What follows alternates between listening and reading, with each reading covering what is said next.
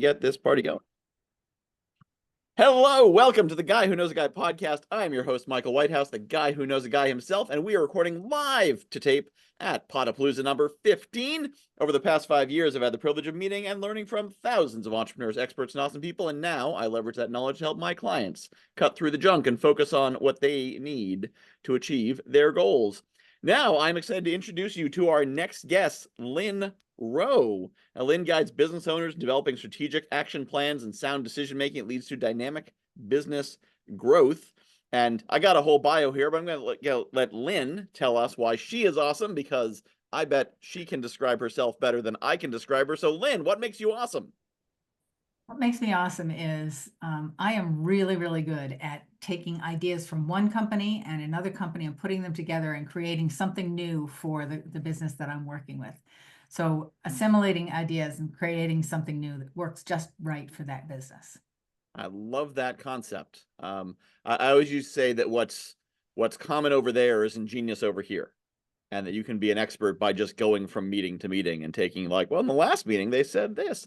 So give me some examples of what type of businesses you do this for, and what are some of your wins using this process. Sure, I do it for all kinds of small businesses who are scaling very quickly. So wins. One client this past year, he really had just started his business. He really didn't have any income when we got started. It hasn't quite been a full year yet. He's already over $1 million. So that's a pretty good win for his business. That is But I do, that's pretty yeah, good. So what kind of business was that? that was a roofing business, actually. Okay. Yeah, a roofing company. But I do it for people in the trades. I do it for a lot of service-based businesses, insurance companies, private, who are not connected with a big one, but a private insurance company. I do it for social media managers. I do it for financial planners. I do it for all kinds of different businesses. That's awesome. Yeah, and I like to mention those businesses because I'm in the networking coaching space, connecting people all the time. That's what I do. But in a lot of those businesses, it's very easy for them to just get into their little bunkers. So if Yes. they're selling insurance, then all day they're calling clients, meeting with clients, working with clients. Maybe they read a industry trade journal, but that's the 1% of the 1% that gets into that book. And they're not having those mastermind conversations. They're not having those networking conversations to get those ideas. So are you cross-pollinating across industries as well, or between I companies? am, yeah. I always do some kind of a mastermind with my clients, depending on what package they're on. They have different kinds of masterminds, but I purposely make it so that they're different businesses. They're not in the same industries because it's pretty easy to get information about how other people in your industry are doing things. Yep. But they only see it from one perspective. And there's so much learning that can happen when you have somebody looking at you and your business from a different perspective. So Yeah. I love the mastermind concepts and always build that into everything that I do with my clients. Yeah, that's so powerful. And I noticed that as a networker that I'll talk to, 3 people in insurance, and they might as well be one person just changing their hat, because they present themselves the same way, they introduce themselves the same way, they market the same way. And when I say, what makes you unique? They answer the what makes you unique question the same The same way. way. And, same thing in the car industry, same thing in the real estate space. So what would you recommend for someone maybe doesn't have access to a mastermind or a coach to broaden their horizon so they get out of sounding like and doing the exact same things everyone in their industry does? I think it's pretty easy to do that. If you ask people, let's get together and have a conversation about how our businesses are going and how we can support each other. And not just how my business can help your business, but how can we support the challenges that are going on in your business, right? What ideas do you have that can help me? What ideas do I have that can help you? It's amazing how much cross-pollination there is when you just have those conversations. Yeah. So you're saying take it past the referral conversation of I might know Absolutely. your clients, you might know mine, but to Right. the exchange of ideas conversation. Exchange of ideas conversation, and even better if you can get it into a small group, not just 2 people, but 4 people or 6 people. Yeah. So you're saying, reach out and say, hey, I'm getting together a group of entrepreneurs or a group of business people, and we're going to be sharing ideas. We're going to be sharing ideas. You can start it as a book group, a book club. We're gonna read this business book, and then we're going to communicate with each other. We're going to talk with each other about how to apply those principles in our own businesses. Yeah, that's a powerful idea. Now, do you find that so one thing I find is I work a lot with the online businesses, and we understand networking, we understand masterminds, it's common to us. And then I go to local networking events, and I get people shoving business cards in my hand and saying, "Here's what I sell. Do you need to buy it?" And Right. all they understand is just straight prospecting. Do you find it challenging when going into those spaces to explain these ideas of the value of exchanging ideas, the value of masterminding and collaborating like that? I think it's really important when you're looking for a networking group to find one that is focused on not just exchanging business cards, but in Mhm. really getting to know each other. And a lot of them aren't. A lot of them don't think that way. But there are a number of different networking groups where they value the relationship first, and I think that's really critical. The other thing I think that's critical when you're looking for a networking group is that it has to meet frequently enough. Mhm. Because if you only see each other once every 2 months because you were sick the last time, you couldn't make it, they couldn't make it, whatever, you only see each other once every 2 months at best, you never have the opportunity to build the relationships and get to know people well. It becomes the let's just exchange business cards thing and go home. Yep. So Yeah, so if someone is going, visiting, say, chambers of commerce and these mixers, yeah. what do you recommend they do there? Because generally it's a mix of everyone from the Right. veteran networkers all the way to the I'm not sure why I'm here, want to buy my stuff. So how do you recommend people operate there to get the most out of those spaces? First of all, go to everything they do so that you're seeing the same people, multiple times a month. Mm-hmm. If you can get yourself on a committee, even better. Because every time you get on a committee, it forces you to start talking to people about other things, not just your business, and you get to know people really well. Yep. So I think those are two really good tips. And don't try to go to 25 different networking groups. Pick 2 or 3 and really spend your time getting to know the people in those groups. So like two or three organizations, chambers, whatnot, and go to Organizations, all yeah, their events instead of one event exactly. from each one Exactly. and Yeah. sampling and picking and choosing. And then after the events, what do you recommend in terms of follow up or making sure you can connect with people? And Yeah. Well, the follow-up, of course, is everything for all of your business, not just networking, but getting clients and everything else. The follow-up is key. So call them right away. Send them Mhm. an email. Hey, it was great to see you. Great to meet you today. Let's get together for a cup of coffee or something. If it's an in-person event. Yep. If not, you can do the same thing with any virtual networking event that you do. It's just a virtual coffee. Just bring your own coffee Yeah, and you get cooler exactly. mugs. Very But nice. um, so what do you see with small small business leaders or leaders of small businesses? They may not be small, but Mm. leaders of small businesses. That what are their blind spots? What do you commonly see that they don't know? They don't know. I think the biggest problem I see is that small business owners are trying to do everything themselves. Hmm. They are so afraid to pass off some of it to someone else because either it would cost them money to do that, or it would um, the other person can't do it as well as they can, or they not as quickly or whatever. And it really holds people back. It really keeps them from growing into a bigger business. Hmm. And so I think if you are willing, if you're willing to accept some help, get somebody else to do some of it for you, and it doesn't have to be a full-time hired person. Sometimes it's better to pay an expert to help you with something, even though it costs a little bit more. But they can usually do it a lot faster than you can. I was talking to someone about, I forgot what he was doing, but it took him about 8 to 10 hours a week to do this thing. And I said, there's people who are professionals who do that. And he was able to hire somebody else who could do it in 2 hours, because 2 hours a week, because that's their profession. That's what Hmm. they're really good at.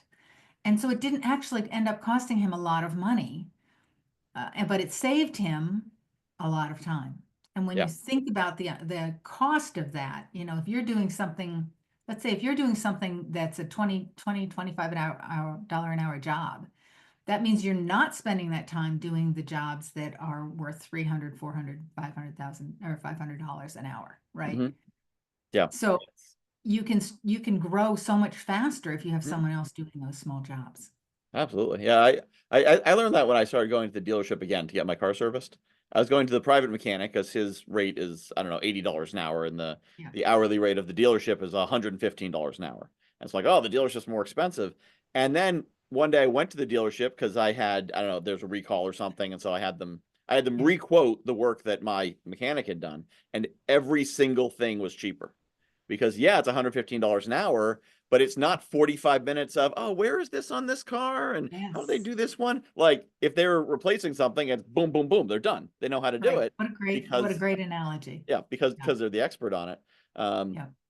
and yeah, and the experts often know what they're doing better. I brought the car in and they said, oh yeah, did you know you have this problem that you've probably had for 3 years and it's going to get Michael, much I've worse if you don't lost fix it? you. And I said, what? He I said, well, I don't didn't have know to your look for that. volume. Can you hear me? Yeah. Yeah. So I I found that can't in hear you at all. my I found that in my house as well. The previous owner did a lot of do-it-yourself Oh, work, and you're back. I couldn't um, hear you at all. the previous owner did a lot of do-it-yourself work, and wasn't very good at it. So we have an uneven floor, and there's some gaps in the windows, and like I have to have a carpet under my chair because the tiles don't quite line up. Because he wanted to save money and do it himself, and Right. he didn't really know what he was doing. Exactly. And then you end up having to redo the work and it costs twice as much Yep. to Yep. have it redone. Yeah, or you embarrass yourself. You see it with customer service all the time too. We hire a cheap outsourced customer service company, and then you lose clients. Yeah, Yes, you saved $100, you lost a $10,000 client, but just saved exactly. $100. Yeah. Yeah.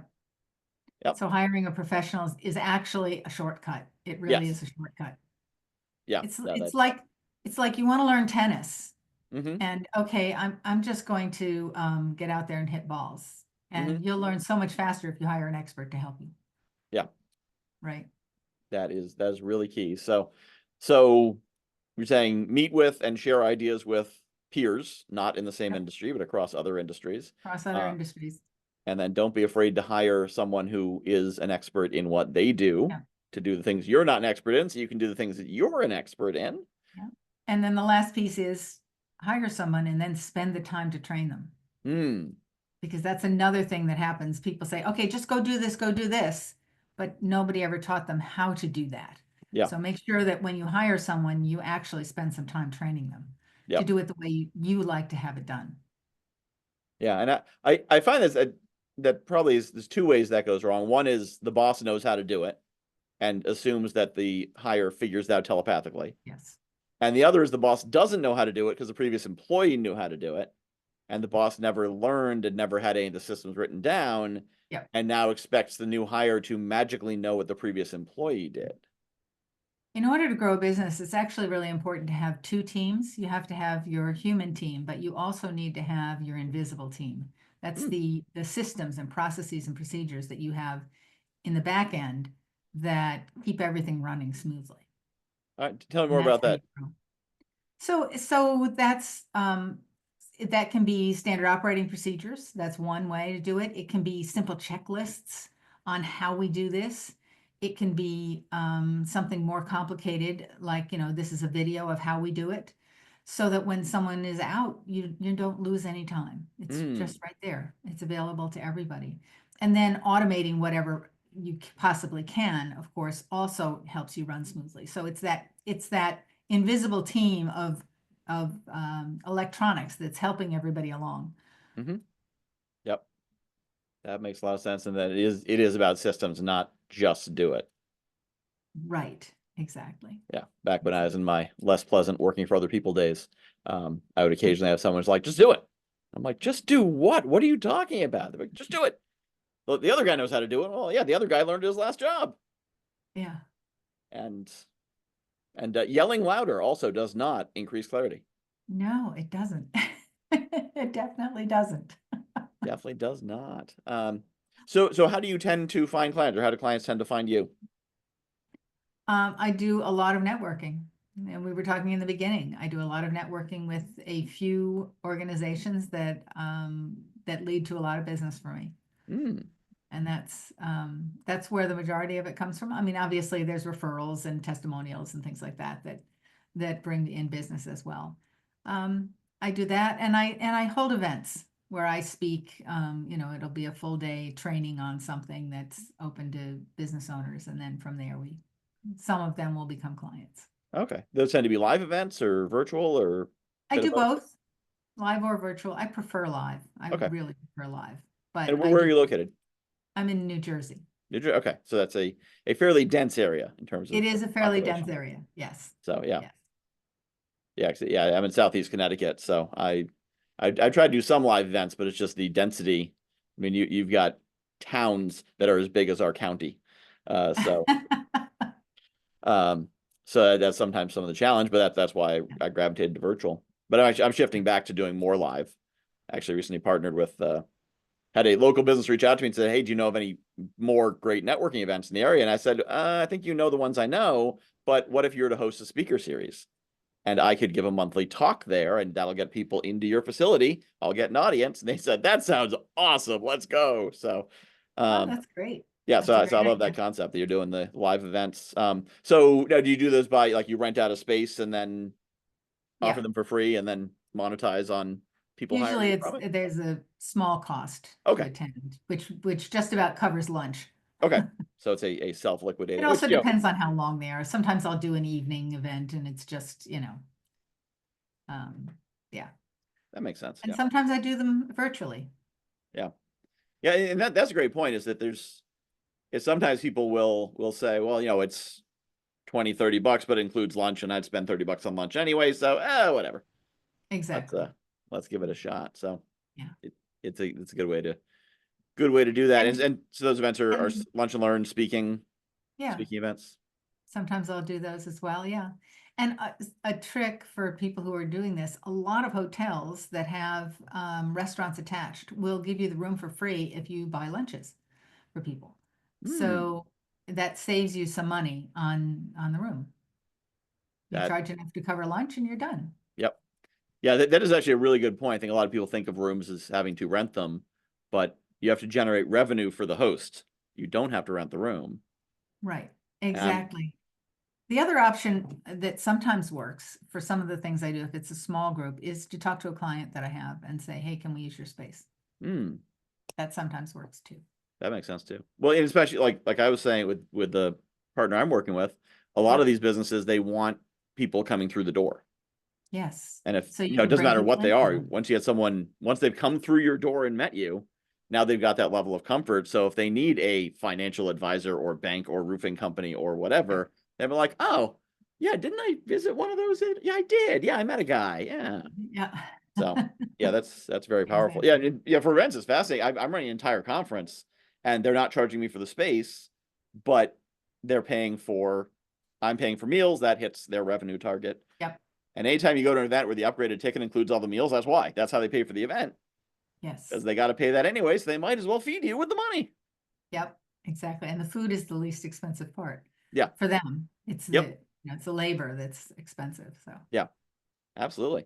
All right. So we are coming to the end of our time before they send us off, send you back into the podatorium for your next interview and me for mine. So what are your final thoughts? And then how can people reach you? final thoughts. As a business owner, you need to start to become the CEO of your business, which means you have to think a little differently. Instead of saying, how can I do this? You need to start thinking, who can do this for me? Hmm. And that's one way to do it. And then the second way is to get, how do I get that invisible team to help me out with this challenge as well?